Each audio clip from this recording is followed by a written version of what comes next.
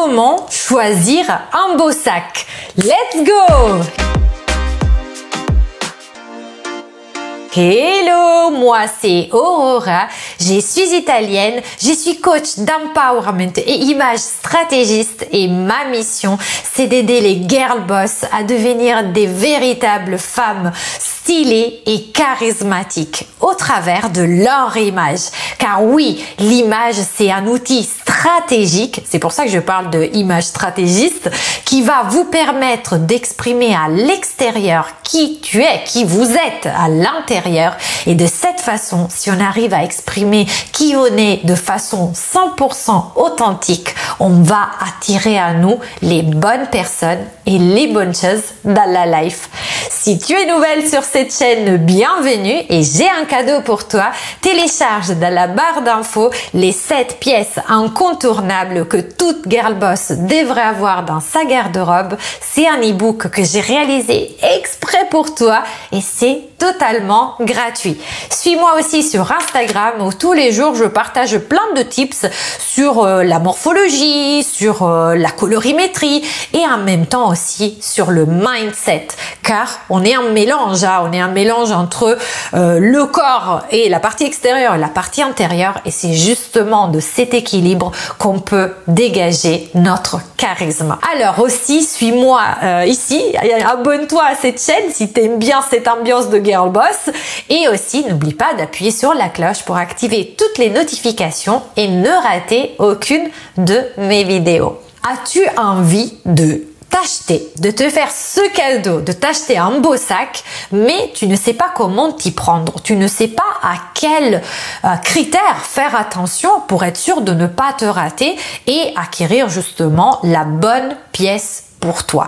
Cette question m'a été posée, en fait cette thématique de vidéo m'a été donnée par une abonnée et j'ai trouvé très intéressant de la traiter ici car je pense qu'on est plusieurs, on est des filles, on aime les sacs à main mais parfois ça peut être un peu tricky, on ne sait pas à quoi faire attention pour bien les choisir. Donc ici on va discuter ensemble, je vais te donner en tout cas le guide que je suis pour moi-même et pour le choix de mes sacs.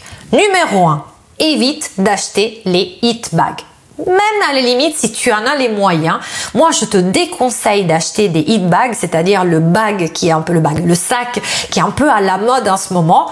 Pour nous entendre, le truc qui est dans tous les feeds d'Instagram en ce moment, car c'est quelque chose qui est à la mode. Et qui dit à la mode, ça veut dire aussi que ça peut être démodé, c'est-à-dire aller en dehors de la mode, en fait, sortir des tendances.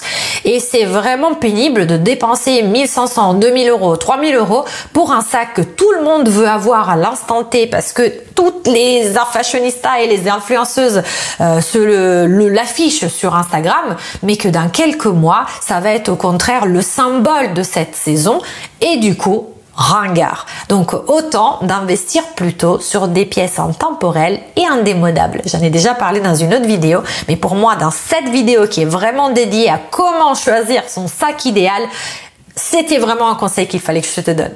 Ne choisis pas de hit bag. Le deuxième point que je voulais discuter avec toi, c'est ne choisis pas un sac qui ne soit pas en cuir. Si vraiment tu as du budget pour t'acheter un seul sac et tu veux vraiment te faire plaisir, sauf, et je respecte si tu es végane, mais autrement, je te conseille d'investir sur une pièce en cuir. Elle va durer beaucoup plus longtemps, elle va beaucoup moins se tacher, beaucoup moins se consommer et surtout, elle va aussi avoir une allure, il va se tenir plus qu'un sac en tissu qui pourrait, juste avec quelques gouttes d'eau, devenir tout mou et rassembler à plus rien. Donc moi, je te conseille vraiment, si tu n'es pas végane bien sûr, d'investir dans un sac en cuir véritable. Le troisième point, c'est ce que je te conseille, en tout cas tu me diras dans les commentaires si tu es d'accord ou pas, c'est d'opter pour un sac plutôt rigide. Un sac qui se tient, un sac qui soit structuré. Je trouve quand même que les trucs tout mous, tout de suite ça fait un peu... comment te dire, ouais, ça fait un peu, je trouve pas le mot, je suis désolée, mais en tout cas, ça fait moins raffiné, moins élégant qu'un sac rigide. Et si nous avons envie d'investir dans un seul sac, il faut quand même que ça montre notre caractère, notre charisme, notre allure de femme. Un sac rigide, je trouve que ça exprime davantage d'élégance. Dis-moi dans les commentaires si tu es d'accord ou au contraire si tu préfères les sacs mous. En tout cas, ici, je t'ai fait ma sélection de pollen. C'est une marque française que j'adore.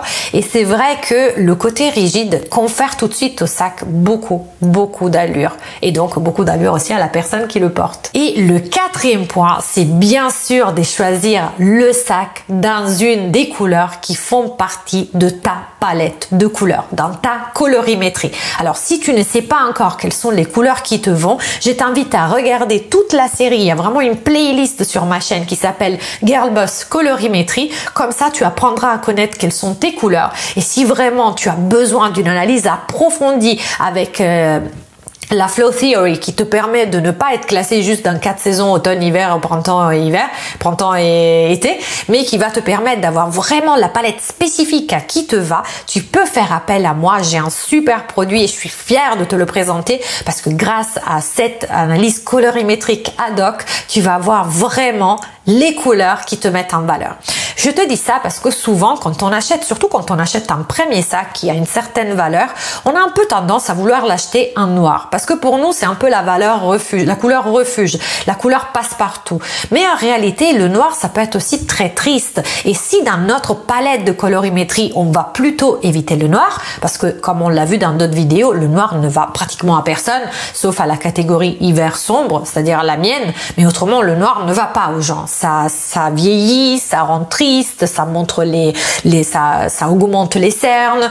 Donc concrètement, acheter un accessoire noir, si au final notre garde-robe ne va pas aller avec, parce que on va faire un garde-robe qui va avec notre colorimétrie, ça serait vraiment dommage. Donc moi je te conseille avant tout de connaître ta colorimétrie et ensuite de choisir un sac qui soit en palette. Si t'as pas envie d'avoir un sac bleu clair parce que tu l'utiliseras trop peu, tu peux opter dans les tons du bleu marine, dans le vert sapin, dans les beaux violets foncés, dans l'aubergine, dans les bordeaux, dans le rouge aussi. Moi, j'ai beaucoup de sacs rouges parce que le rouge, c'est l'une de mes couleurs préférées et je les utilise parce qu'ils sont en palette. Donc, je sais qu'au final, ils vont parfaitement se marier avec le reste de mes collections capsules. Bien sûr, si tu es intéressé par le concept de collection capsule, je t'invite à regarder les vidéos toujours précédentes parce que c'est hyper important en fait. Dès que tu as une collection capsule, tu ouvres le placard et tu sais qu'est-ce que tu dois mettre. Par rapport à la fin, je vais quand même vous donner quelques marques parce que je sais que peut-être vous m'attendez aussi sur mes marques préférées. Je vous ai pas fait la différence entre tous les cuirs. Si vraiment vous voulez approfondir ce point-là et vous voulez avoir le détail de tous les cuirs possibles et imaginables pour les sacs à main pour pouvoir les distinguer, dites-le moi dans les commentaires et je vous ferai une vidéo là-dessus. Autrement, je vais quand même partager avec vous mes marques préférées. Alors, parmi les créateurs, donc parmi les marques chères, je vais vous donner Prada. Alors déjà, pourquoi Prada? Parce que Prada, vous pouvez le casser au bout de 10 ans, vous revenez dans la boutique, ils vous le réparent et si la pièce n'est plus disponible parce que c'est sorti, c'est hors collection, ils vont l'amener en Italie, ils vont changer la pièce avec un cordonnier qui travaille avec le groupe Prada et tout ça pour gratos. Voilà, ils vous font pas payer. Moi, j'ai un sac à main que j'ai acheté pendant mon voyage de noces et si je vous dis depuis combien de temps je suis mariée, ça va vous faire peur. Je suis mariée depuis 20 ans. Et ce sac, il a cassé au bout de 15 ans. Donc, il y a 5 ans, il a cassé. Forcément, la pièce, elle n'existait plus. Je l'ai amené en boutique à côté de chez moi. Ils l'ont amené en Italie parce qu'ils ne pouvaient pas le réparer vu que c'était une vieille collection. Ils me l'ont ramené au bout de 1 mois et demi. Je crois qu'ils ont pris pour la réparation, totalement neuf et gratuitement. Et ça, pour moi, il n'y a que Prada qui fait ce service-là. Donc, je veux bien dépenser 2000 € chez Prada. Je sais que ça va me durer une éternité, le sac. Et ça m'est arrivé plusieurs fois. Une autre fois, j'avais un gros sac comme le Neverfull de Louis Vuitton, mais la anse avait cassé. Mais pareil, au bout d'années, et ils me l'ont réparé. Donc, voilà. Et sinon, ce que j'adore aussi, c'est le Peekaboo de Fendi. Ça, je l'ai pas, pas encore. Il coûte très cher. Mais dès que je vais avoir les moyens, c'est celui-là que je veux. Je l'adore. Voilà. Autrement, dans les sacs moyennes de gamme aussi, la petite Mandigote, c'est pas mal parce qu'ils ont des cuirs souples parfois, mais des jolis cuirs et c'est toujours de la qualité. Donc, je conseille cette marque.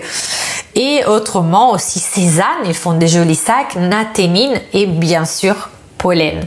Pollen, c'est vraiment un coup de cœur, surtout parce que comme je vous disais tout à l'heure, ils ont beaucoup de sacs rigides, de petite taille, de grande taille. Franchement, ils sont magnifiques. C'est de la production française, c'est du vrai cuir. Bref, j'adore Pollen. Voilà, vous avez maintenant mes marques préférées en sac.